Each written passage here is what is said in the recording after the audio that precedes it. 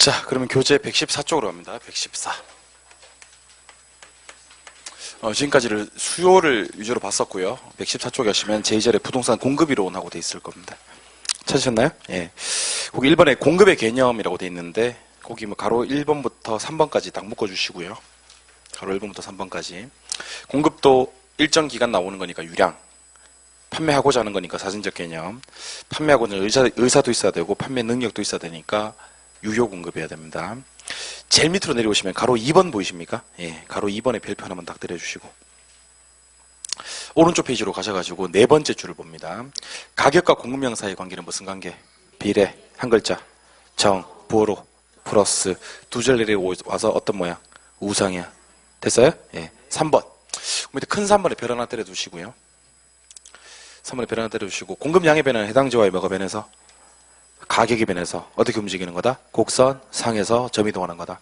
공급의 변화는 해당자와 가격 이외가 변해서 곡선 자체가 변하는 건데 증가는 우측, 감소는 좌측 이렇게. 그러니까 여기서 봐서 알겠지만 수요 쪽만 열심히 공부하고 나면요 중복되는 부분이 3분의 2 이상입니다.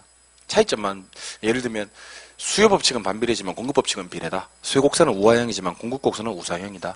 이렇게 개념도 둘 다 유량이고 사진적 개념이고 유효 개념이다. 이렇게 중복되는 부분이 3분의 2 이상이니까 차이점만 파악을 하시면 돼요. 한 장 넘겨보시면 가로 3번에 공급의 변화 요인이라는 표현이 나옵니까? 예, 거기 별 2개만 딱 때려주시고요. 별 2개만 딱 때려주시고 칠판 한번 바라봐 주세요. 아까 했던 거 복습 한번 해볼게요. 복습.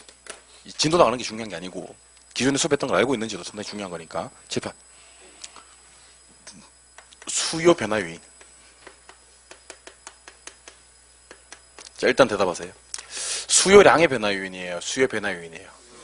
그럼 해당자와 가격이 나온다. 가격 이외가 나온다. 가격 이외. 곡선상에서 점이동해요? 곡선 자체가 움직여요? 자체가 움직여요. 우리 7개 위주로 공부를 해봤었는데 한번 다시 써볼게요. 6, 7. 첫 번째는 소득, 두 번째는 선호도, 세 번째는 인구, 네 번째는 가격 예상, 다섯 번째는 대체재 가격과 보완재 가격. 기억나시죠? 예.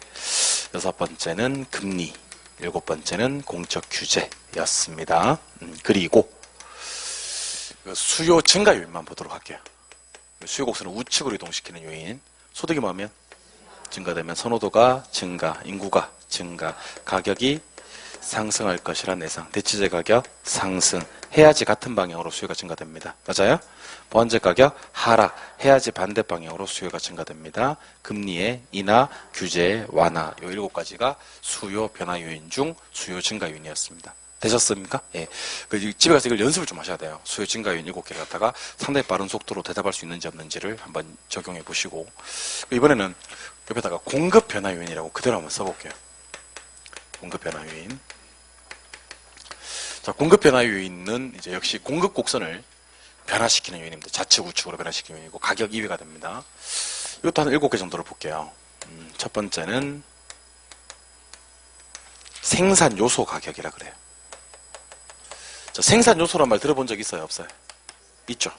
없긴 뭐가 없어요. 했는데 복합 개념의 부동산은 3대 측면 법경기잖아요. 요즘 경제적 측면의 부동산에는 자산, 자본, 생산요소, 소비재, 상품할 때 그때 생산요소 했잖아요. 생산의 3요소 뭐 있어요? 토지, 노동, 자본. 그럼 생산요소의 가격이라고 제가 붙이겠습니다.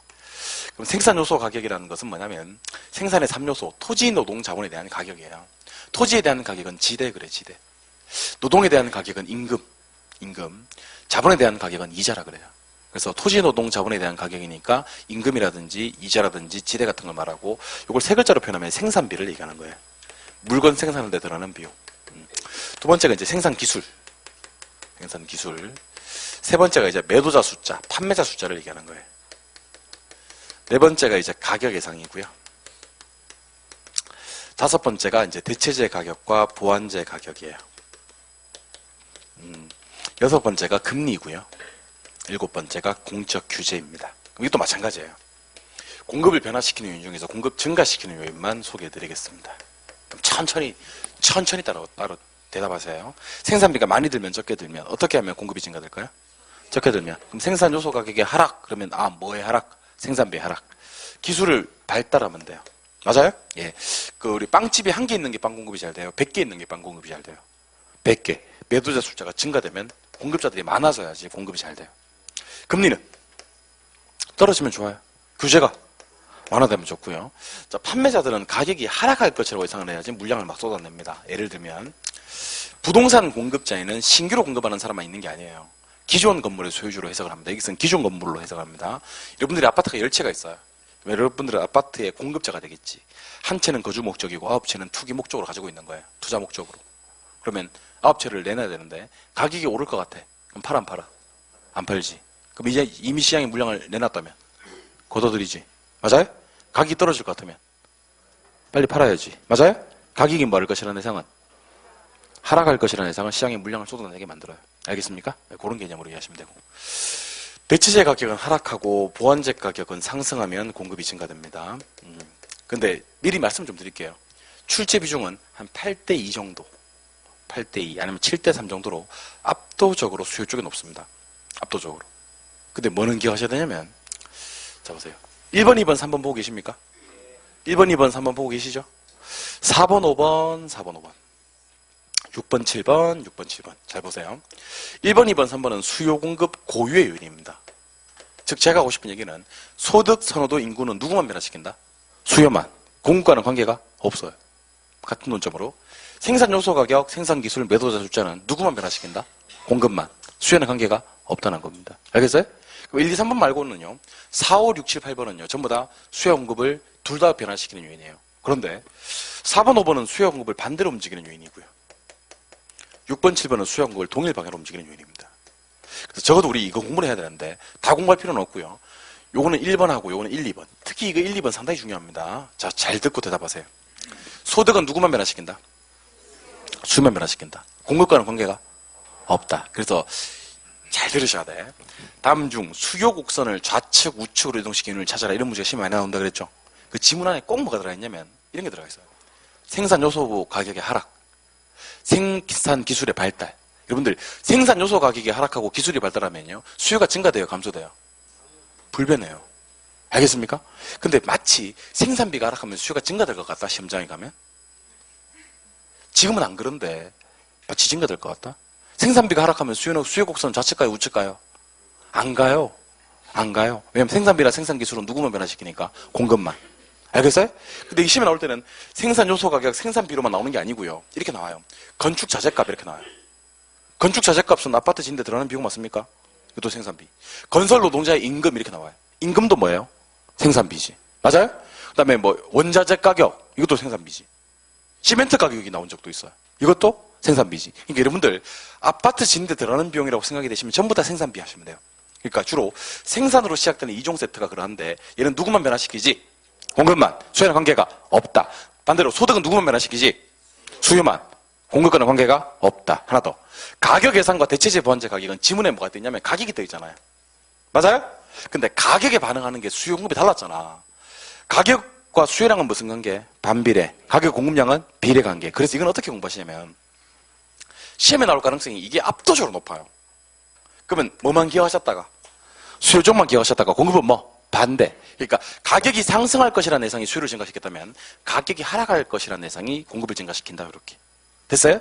대체재 가격 상승, 보완재 가격 하락이 수요를 증가시켰다면 공급 쪽에 가서는 여러분들 생각도 하지 마세요. 대체재 가격 하락, 보완재 가격 상승이 공급을 증가시킨다. 이렇게만 이해하시면 됩니다. 근데 누구 쪽만 열심히 기억하시자? 수요 쪽만. 공급은 뭐? 반대. 그리고 하나 더. 금리와 공적 규제는 수요 공급을 동일 방향으로 움직입니다. 동일 방향이라는 것은 절 보세요. 금리가 떨어져요. 수요 어떻게 돼요? 증가. 근데 공급은? 공급도 증가. 규제가 완화돼요. 수요 증가. 공급도 증가. 그래서 왁구를 딱 잡겠습니다. 왁구. 왁구 알죠? 왁구. 왁구. 예, 저 보세요. 아, 이분만 주시라 하세요? 예. 포맷을 한번 잡도록 하겠습니다. 호흡과 칠해. 자, 그럼 포맷을 잡도록 할게요. 예. 1번부터 8번까지를 포맷을 잡은 다음에 소득, 선호도, 인구는 누구만? 수요만. 여기서 반드시 기억하셔야 될 거, 소득. 됐어요? 생산 요소 가격, 생산 기술, 매도자 숫자는 누구만? 공급만. 여기서 반드시 기억하셔야 될 두 개는 생산 요소 가격과 생산 기술. 맞아요? 예. 고유 요인. 가격 예상과 대체재 보완재 가격은 누구 쪽만? 수요 쪽만. 공급은 반대. 그게 가격에 반응하는 정도가 달라서 그래요.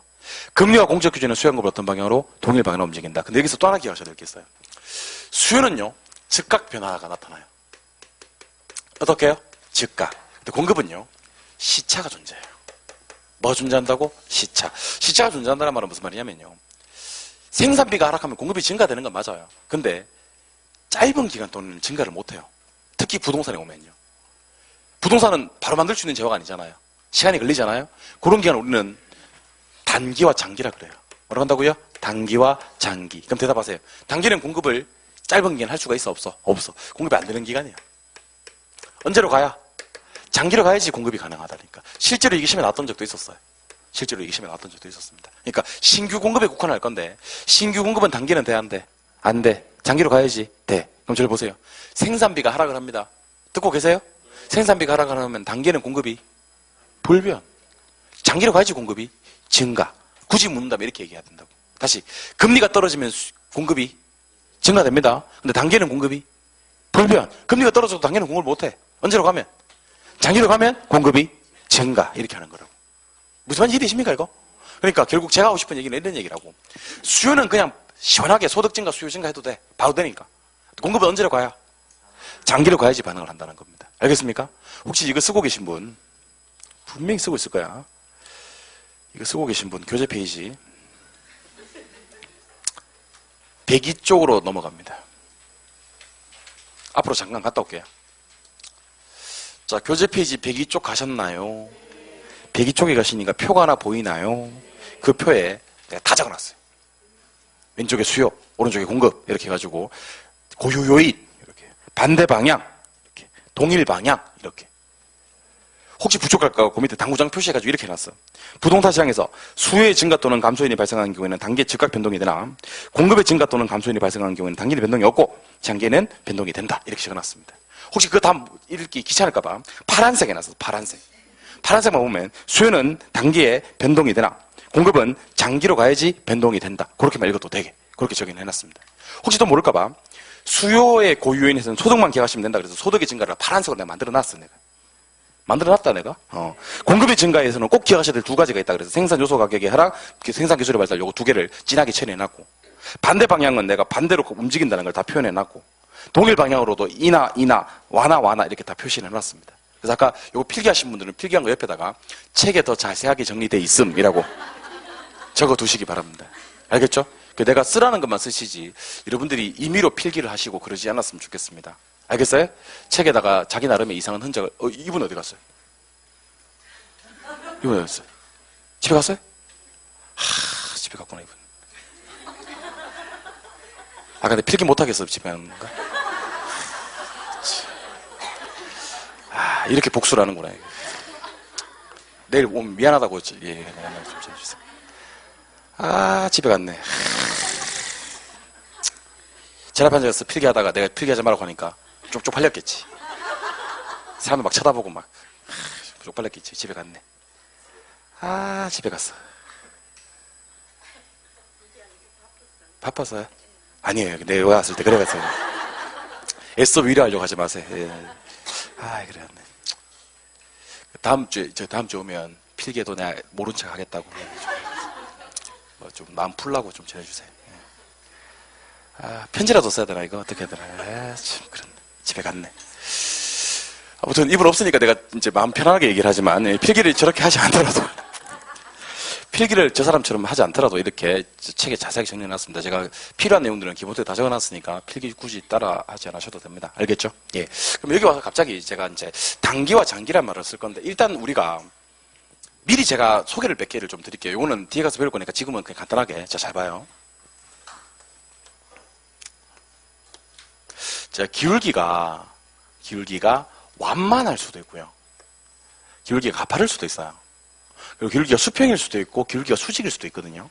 완만할 때는 탄력적이라 그래요. 가파를 때는 비탄력적이라 그러고요.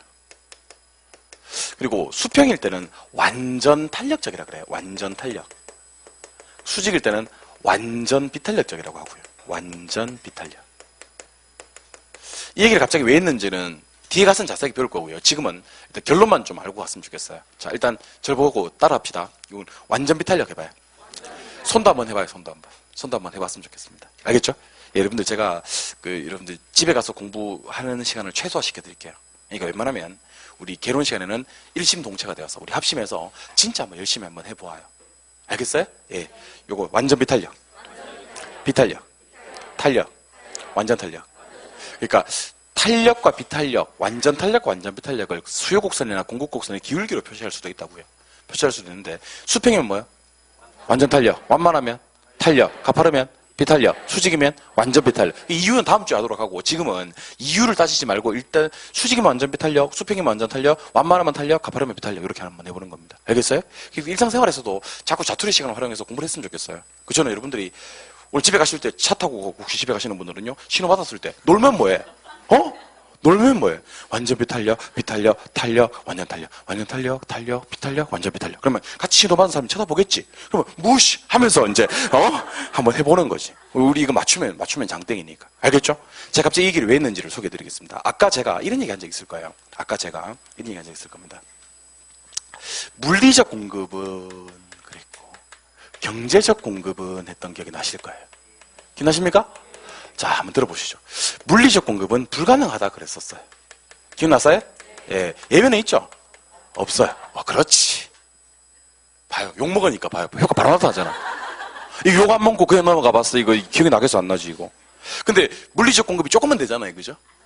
그렇지. 요만큼도 안 되나? 예, 예외가 없어요. 예외가 없어요. 이거 여러분들 제가 왜 강조했는지 아세요? 기출문제예요. 이렇게 나왔었다니까. 진짜. 산지 개간, 수면 매립을 통해서 토지의 량을 증가될 수가 있으니 부증성의 예외로 보는 것이 맞다. OX, X. 부증성은 예외가 없어요. 그럼 이거는 부증성 때문에 물리적 공급은 완전 비탄력이 된다니까. 완전 비탄력이 되고 이걸 기울기로 표현하면 수직이 된다니까. 근데 경제적 공급은 가능한데 이게 이제 용도의 다양성 때문에 그러해요. 용도의 다양성 때문에. 근데 이건 네 글자로 용도 전환이라고 표현합니다. 뭐요? 용도 전환. 그럼 요거는 우상향 합니다. 우상향. 이건 좀 보다 탄력적이 돼요. 보다 탄력적이 된다. 자, 이걸 갖다가 이제는 그래프를 한번 그려서 여러분들한테 정리를 한번 해드리겠다는 얘기입니다. 7번 한번 보실래요? 7번 보세요. 세로축이 가격이고 가로축이 양이에요. 잘 들으세요. 토지 가격이 100만 원이고요. 200만 원이고 300만 원이고 뭐 그래요. 400만 원까지 할까요? 200만 원, 300만 원, 400만 원. 토지 양은 10개, 20개, 30개, 40개, 40개가 있습니다. 자, 질문 좀 드려보도록 할게요. 평당 토지 가격이 100만 원일 때 우리 국토 총량은 몇 개? 40개. 아까 기억납니까? 200만 원일 때 우리 국토 총량은 40개. 300만 원일 때 40개. 400만 원일 때 40개. 그 우리 국토량은 가격이 뭐 올라가고 내려가고 나발이고 몇 개에서 40개에서 고정되어 있다는 겁니다. 맞아요? 이걸 쭉 연결할게요. 이걸 쭉 연결해서 우리는 지금부터 이 곡선을 물리적 공급 곡선이라고 하겠습니다. 무슨 공급 곡선이요? 이제는 말할 수 있어야 됩니다. 물리적 공급 곡선의 모양은 어떤 모양입니까? 수직입니다. 완전 모양이라고? 그게 무슨 말이야, 그게? 아니, 모양이라는 글자 몰라요? 모양.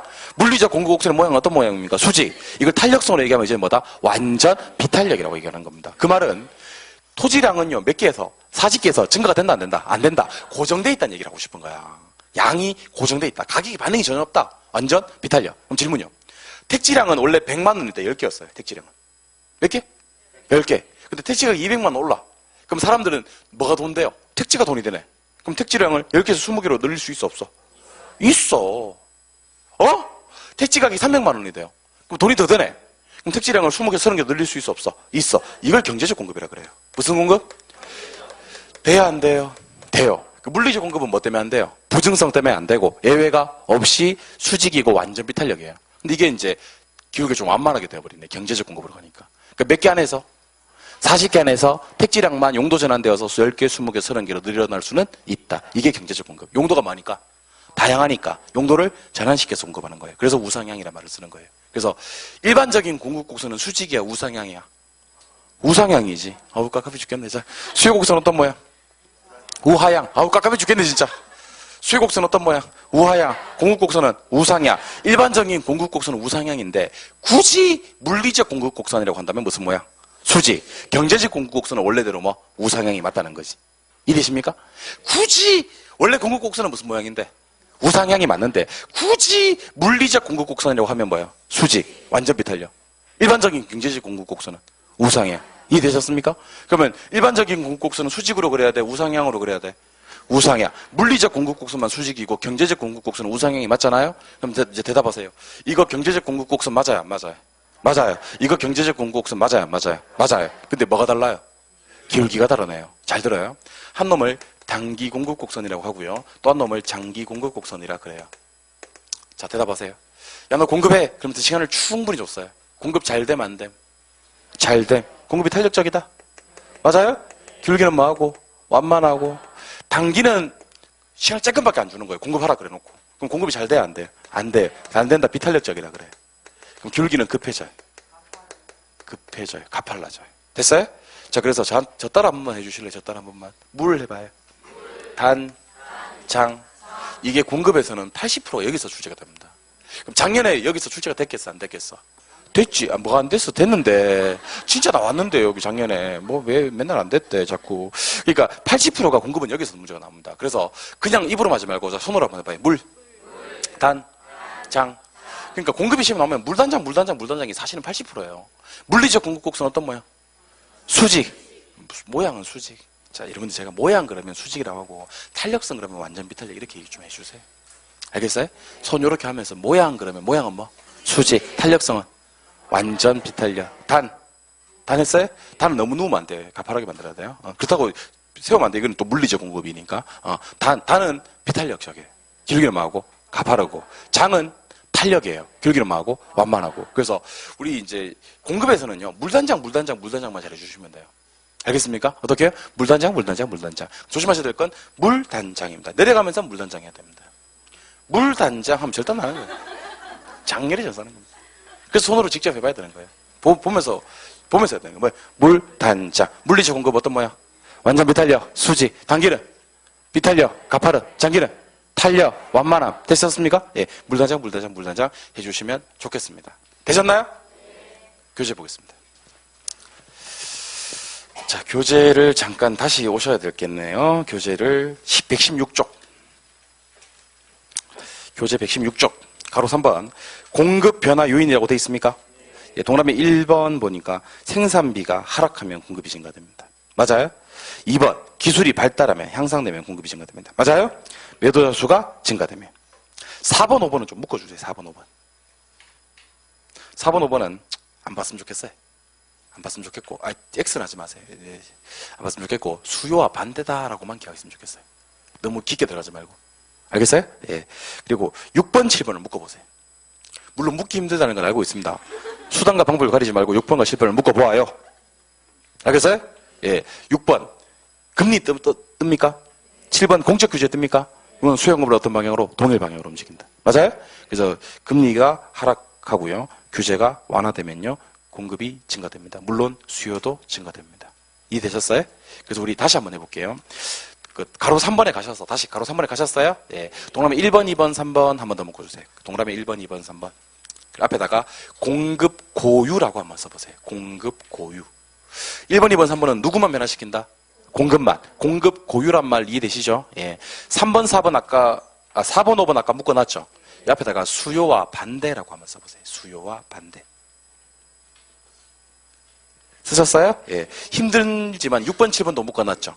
6번, 7번 묶은 거 앞에다가는 동일 방향이라고 적어주시면 됩니다. 동일 방향.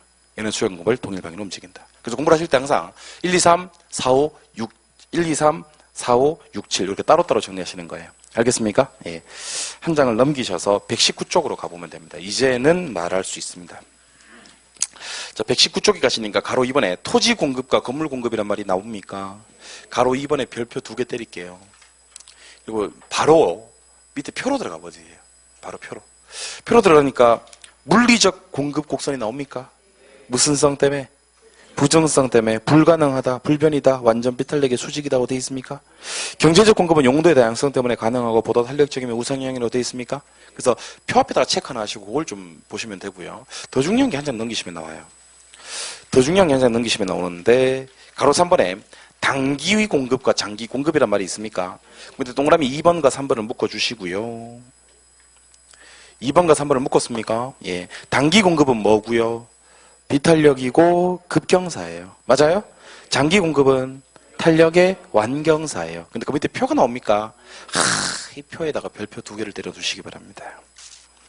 별표 2개 때리셨으면 동그라미 1번, 2번, 3번을 묶어주시기 바랍니다. 동그라미 1번, 2번, 3번을 묶었습니까? 첫 번째 글자를 동그라미에 주시기 바랍니다. 뭐예요? 자, 근데 자꾸 손으로만 물단장 하면 안 되니까 어떻게 해요? 물단장, 물단장. 물리적은 완전 비탄력의 소식 맞습니까? 단기는 비탄력의 가파른 맞습니까? 장기는 탄력의 완만한 맞습니까? 예, 그렇게 보시면 됩니다. 오른쪽 페이지로 가셔서 길잡이 문제 5번을 한번 보겠습니다. 길잡이 5번. 자, 지금 길잡이 5번 찾았습니까? 예, 부동산의 공급 곡선에 대한 설명이다. 틀린 것을 찾아라 했습니다. 1번. 한국가 전체 공급량 몇 개? 40개. 이거 수업 시간에 배웠던 걸 써먹었으면 좋겠어요. 한국가 전체 공급량 몇 개? 40개. 불변이라고 돼 있습니까? 탄력성이 뭐다? 0이다. 이게 완전 비탄력을 얘기하는 거예요. 나중에 배웁니다. 완전 비탄력 맞아요? 예. 2번. 주택의 무슨 공급은? 단기 공급은 중간에 건너뛰고 누구에 비해? 장기에 비해 더 비탄력적이다. 이렇게 돼 있습니다. 단기는 더 비탄력적인 게 맞습니까? 우리 어떻게 공부했었습니까? 물, 단, 장. 단기는 비탄력 맞죠? 예. 3번은 아직 안 배웠습니다. 건너뛰고 4번으로 갑니다. 토지는 용도의 뭐로 인해? 다양성으로 인해서 우하향하는 공급 곡선을 가진다. 맞죠? 아닙니다. 토지 공급 곡선은 우상향합니다. 그래서 이 문제 답은 4번입니다. 이게 24회 때 나왔는데 난이도는 최하입니다. 이제 절 보세요. 수요 곡선은 어떤 모양? 우하향. 맞아요? 공급 곡선은 어떤 모양? 우상향. 물리적 공급 곡선만 뭐? 수지. 그 외 공급 곡선은 뭐? 우상향. 물리적 공급 곡선만 뭐? 수지. 그 외 공급 곡선은 뭐? 우상향. 무슨 곡선이 우하향? 수요 곡선이 우하향. 공급 곡선은 우상향. 여기서는 공급 곡선이라 그랬잖아요. 우상향입니다. 그런데 난이도는 앞에서 적어놓은 난이도 최하라고. 이 문제는요, 24회 때 절반 정도의 수험생들이 못 맞추셔야 돼요, 이 문제를. 그러니까 난이도 최하짜리 문제를 갖다가 제가 봤을 때 한 80% 맞추셔야 되는데 80, 90% 맞추셔야 되는데 4번을 못 맞추셨어요. 왜 못 맞추셨는지 알려드릴게요. 왜 못 맞추셨는지. 5번 문제 지금 보이시죠? 이 많은 글자들 중에 틀린 글자는 단 한 글자예요. 1번부터 5번 지문 사이에 이 많은 글자들 중에 틀린 글자는 단 한 글자예요. 하가 틀렸어요. 상으로 바꿔야 됩니다. 우상향이지 우하향 아닙니다. 그리고 여러분들 그러면 이 많은 글자들 중에 틀린 글자가 몇 글자? 한 글자. 우리 시험에 한 글자 틀리게 많이 나와야 안 나와요? 대부분이 그래요. 대부분이. 이거 못 맞추시는 분들은요, 뭐가 안 되냐면 머릿속에 어떤 문제가 시험에 나오는지 유형이 하나도 없는 거예요. 하나도 없다 보니까 그 중요한 우하향과 우상향도 비교를 못하고 증가 감소 비교가 안 되는 거고 상승 하락이 비교가 안 되는 거고 그 다음에 상향력인지 하향력인지 비교가 안 되는 거고 원료지향인지 시향지향인지 비교가 안 되는 거고 0보다 큰지 1보다 큰지 비교 안 되는 거고 그런 거예요. 제가 제일 안타까운 게 그런 거라고요. 제가 아까 자꾸 이제 문제 정답 해설 보라 그랬잖아요. 그죠? 그걸 자꾸 보다 보면 어떤 감각이 길러지냐면 아, 요 부분 이렇게 틀리게 되네. 그러니까 내용은 모르겠더라도 만약에 이 내용을 모른다 쳐요. 아, 근데 그 해설해 보니까 뭐가 아니고 우하향이 아니고 뭐다? 우상향이다. 그래서 정답 몇 번이다? 4번이다. 이렇게 돼 있잖아. 그러면 지문 5개가 다 이해되지는 않을 거 아니야. 그죠? 하지만 적어도 우리가 이런 형태로 시험에 나오는 거구나라는 걸 감을 잡을 수 있다고요. 그럼 이걸 봤다 쳐요. 여러분들이 제가 문제 정답 해설 보라 그랬잖아. 그죠? 그리고 3월달에 수업을 들어봐요. 자, 수요 곡선은 우하향합니다. 공급 곡선은 우상향합니다. 그럴 때 이 느낌이 팍 온다니까. 아, 그렇지. 수요 곡선은 우하향이지. 조심해야 되겠네, 이거. 공급 곡선이 우상향이지. 공급 곡선이 우상향인데 우하향이 나오면 안 되겠네라는 생각이 들어야 된다니까. 그 내가 여러분들한테 문제 정답 해설을 자꾸 보라고 하는 이유가 뭐냐면 문제 정답 해설을 보면서 그 문제를 풀으라는 얘기가 아니에요. 여러분들 아직 그건 못 풀어. 어떻게 풀어? 알아야 풀지. 지금 아는 게 많아요? 모르는 게 많아요? 모르는 게 더 많지. 내 표정을 보니까 모르는 게 더 많은 표정인데? 그리고 지금은 당장 아는데 또 가까운 장래에 모를 예정이고 막 그런 것들 얼마나 많은데 그러니까 모르는 거 투성인데 왜 자꾸 문제 정답 해설을 보라고 하냐면 문제 정답 해설을 보면서 어떤 문제에 어떤 부분이 틀리게 나오는지를 미리 한번 간보자는 거예요. 그거 간보고 3월달에 수업 듣잖아요. 진짜 잘 들려요. 그때부터는 팍팍 꽂히기 시작합니다. 진짜. 아, 이게 탄력을 비탄력으로 바꾸는구나. 완전 비탄력을 완전 탄력으로 바꾸는구나. 이런 식으로 자꾸 여러분들이 개념을 잡아주시는 거예요. 알겠습니까? 한 장 넘기면 균형이 나오는데 그거는 나중에 하도록 하고요. 오늘 나눠드린 자료 한번 꺼내보세요. 오늘 나눠드린 자료. 동영상으로 들으시는 분들은 디스켓 모양 출력하시면 돼요. 자료 찾았습니까? 예. 요 자료를 지금도 풀어드릴 건데 요 자료는 상당히 빠른 속도로 풀어드리고요. 요거 오늘 집에 가서 제 카페에 한번 들어가 보세요. 제 카페. 아까 제가 카페 주소가 저 밑에 있거든요. 주소 없고 그냥 다음 카페에 가서 제일 좌측 하단부에 있어 친절한 부동산 학개론 이종호 이렇게 치시면 제 카페에 들어가실 수 있고, 그 회원 가입만 하시면 그냥 자동 등업 되게 만들어 놨거든요. 거기 가면 요거 제가 해설을 달아놨어요. 어떻게 달아놨냐면 교재 몇 페이지에 있다고 적어놨어요. 1번 문제 옆에다가 교재 몇 페이지에 이게 있음 적어놓고요. 그 다음에 만약 1번이 오면 그냥 넘어가. 만약 1번이 X잖아요. 그럼 이게 왜 X인지 틀린 부분을 제가 밑줄을 닦아놨어요. 그럼 그거는 출력하지 마시고 화면에 띄워놓으시고 복습할 때 한번 보시면 좋을 것 같아요. 출력까지는 할 필요가 없고. 그러니까 자료는 당연히 가지고 있어야 되고 해설편은 따로 출력을 하지 마시고 띄워놓고 한번 보시면 좋을 것 같다고요. 알겠습니까? 그 교재 몇 페이지 있는지까지도 정해 놨으니까 보시면 좋을 것 같고요. 오늘은 한번 풀어드릴게요. 제가 오늘 수업 나간 부분까지만 풀게요. 1번. 현재 1,500만 채 주택이 존재하고 그중에서 100만 채가 공가로 남아있다면 주택 절량의 수요량은 1,400만이다. 질문이요. 현재 존재하고 있는 게 몇 개? 1,500만 개. 그럼 1,500만 개가 절량의 공급량이에요. 그중에서 100만 채가 공가니까 빼고 나머지 1,400만 개가 절량의 수요량. 맞습니까? 1번은 O. 2번은요. 제가 물으면 유량과 절량으로 반응 속도 0.5초 드리겠습니다. 대답하세요. 지대. 유량이에요. 지대는 임대료잖아. 유량. 순영업 소득. 유량. 소득은 무조건 유량. 자산. 절량. 재고. 절량. 임금. 유량. 또 자산. 절량. 그 다음에 또 자산. 절량. 인구. 절량. 아파트 생산량. 유량. 요거는 신규를 얘기하는 거예요. 그 옆에 또 신규 생산량. 유량. 한 번 더 빠른 속도로 한번 해봅시다. 지대. 유량, 순영업 소득, 유량, 자산은 절량, 재고는 절량, 임금은 유량, 또 자산, 절량, 또 자산, 절량, 인구, 절량, 생산하는 거, 유량, 신규도 유량. 되셨어요? 네, 3번으로 갑니다. 수요자의 소득이 변하여 동일한 가격 수준에서 수요 곡선이 이동하였다면 이를 부동산 수요의 변화라고 한다. OX. O죠. 예, 소득은 가격 이외 맞습니까? 그래서 곡선 이동합니까? 이거는 수요량의 변화가 아니고 무엇의 변화? 수요의 변화. 5. 4번으로 갑니다. 소득이 10% 증가, 수요가 8% 증가. 딱 필요한 부분만 얘기합시다. 소득 증가, 수요 증가. 무슨 제? 정상제. 뭐라고 돼 있어? 열등제. X. 됐습니까? 예. 5번. 소비에 있어서 해당 아파트와 보완제 가격이 상승하면 수요는 감소한다. 잘 보세요. 대치제 가격이 상승하면 수요는 뭐죠? 증가. 맞아요? 보완제 가격이 상승하면 수요는 뭐 한다? 감소. 요걸 빨리 풀어야 돼요. 5. 다시. 보완제는 한 놈 가격과 나머지 한 놈 수요가 거기서 탈락스가 마이너스잖아. 보완제 가격 상승, 수요 감소. 5.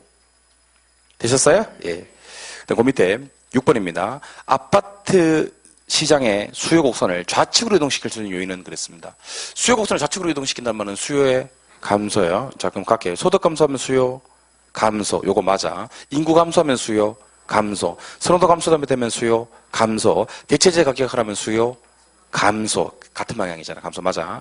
금리의 상승 수요 감소까지는 맞는데 아파트 가격 하락은 수요 감소입니까? 증가입니까? 수요 감소입니까? 증가입니까? 수요 감소입니까? 증가입니까? 좌측이에요? 우측이에요? 좌측이 우측이에요? 안 움직여요. 곡선 상에서 점이 이동하는 겁니다. 진짜 조심해야 됩니다. 다시 한 줄 올라갈게요. 수요 곡선 어디로 간다? 좌측으로 보낸다 그랬잖아요. 그럼 이게 수요의 변화잖아요. 근데 아파트 가격은요. 수요량의 변화이기 때문에 곡선 상에서 점이 움직이지 곡선이 좌측 우측으로 가지 않아요. 뭔 말인지 모르는 것 같은데. 그 옆에 건축 원자재 가격 하락 있습니까? 요거는 좌측이에요, 우측이에요? 요거는 공급 곡선을 우측으로 보내요. 수요 곡선과는 관계가 없어요. 마지막 두 개 때문에 이거는 X입니다. 다 수요 감소 요인이 맞는데. 이해되십니까? 문제 어려워요. 7번 갑니다. 아파트 가격이 상승하는 경우 대체지인 오피스텔 가격은 하락한다라는 표현이 있습니까? 7번 보세요. 아파트 가격이 뭐 한다? 상승한다. 자, 질문 드리겠습니다. 아파트 가격이 상승하면요. 대체재인, 자, 대체재 쓸게요. 오피스텔 수요가 어떻게 돼요? 오피스텔 수요가 증가돼요. 자, 대체재는 한 놈의 가격과 나머지 한 놈의 수요가 같은 방향이라 그랬잖아. 아파트 가격이 상승하면 오피스텔 수요가 뭐예요? 증가해요. 사람들 오피스텔 사기 시작하면 오피스텔 가격은 뭐 하겠어요? 상승하기 시작합니다. 그래서 이 문제 답은 상승으로 가야지 맞습니다. 이 문제도 어려워요. 중간에 생략되어 있는 말을 찾으셔야 돼요. 자, 갑니다. 아파트 가격이 상승하면 오피스텔 수요는 어떻게 되고? 증가되고, 오피스텔 수요가 증가되면 오피스텔 가격은 뭐 한다? 상승한다. 이렇게 해야 됩니다. 알겠습니까? 그래서 이건 OX, X. 그 밑에 7번 문제는 했고, 8번 문제 갑니다. 주택 가격이 상승한다. 그러면 주택이 가격이 상승하면 주거용지가 많이 필요해, 안 필요해? 필요해. 그럼 주거용지 공급도 뭐 한다? 증가된다라고 해야 됩니다. 이것도 X. 9번부터는 다음 주에 할 내용입니다. 9번부터는 다음 주에 할 내용이고, 여기까지 풀어드렸고요. 혹시 다시 한 번 말씀드리지만, 우리가 방금 풀었던 내용들이 어떤 부분이 틀렸는지, 그리고 교재 몇 페이지에 있는지가 궁금하시면요. 그 카페 가시면 제가 정답 해설 다 올려놨으니까, 그리고 혹시 한 번 더 풀어보고 싶으신 분들은 출력해서 문제편만 따로 출력해서 푸셔도 괜찮습니다. 문제편, 해설편 이렇게 따로 있으니까 그렇게 구분하셔서 보시면 됩니다. 다음 주는 수요 공급 마무리 짓고 경기 변동, 그리고 그 다음 진도에 맞춰서 나가도록 하겠습니다. 오늘 고생 많이 하셨고요. 다음 주까지 힘찬 한 주 되시기 바랍니다. 수고하셨습니다.